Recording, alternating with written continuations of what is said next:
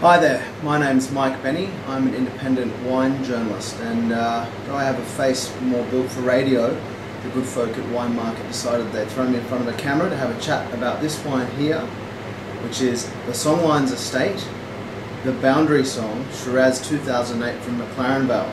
Now, interesting story about this wine.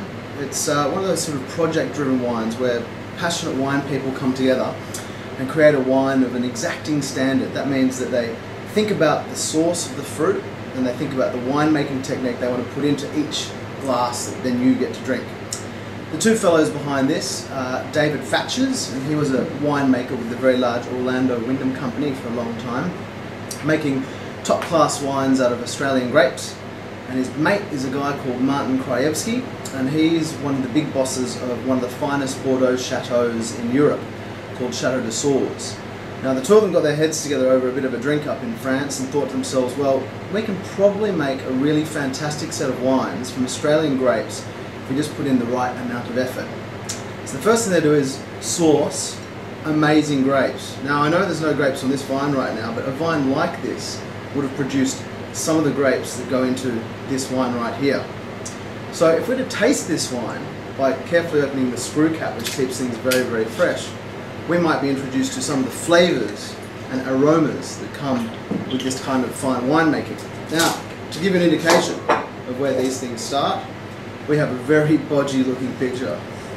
I'll swirl, as you do as a wine professional, and have a sniff. Yep, some of these are in there. I'll start with these bad boys here, raspberries. Move on to a bit of dark plum. They're the kind of flavours you expect in the aroma spectrum of McLaren Vale Shiraz. What these brilliant men behind the Songlines estate wines have done is source ideal fruit from select vineyard sites. They've sort of scoured the McLaren Vale region to try and find the best fruit possible from select vineyards that they have the ability to sort of get their grubby mitts on and make into fantastic wine. Now to taste the wine, which of course you have to swirl the glass again, open all those delicious McLaren Vale aromas.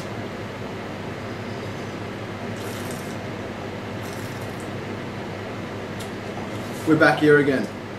Got more of these, raspberries, a little bit of cherry, the darker kind though. Probably a little bit of licorice as well.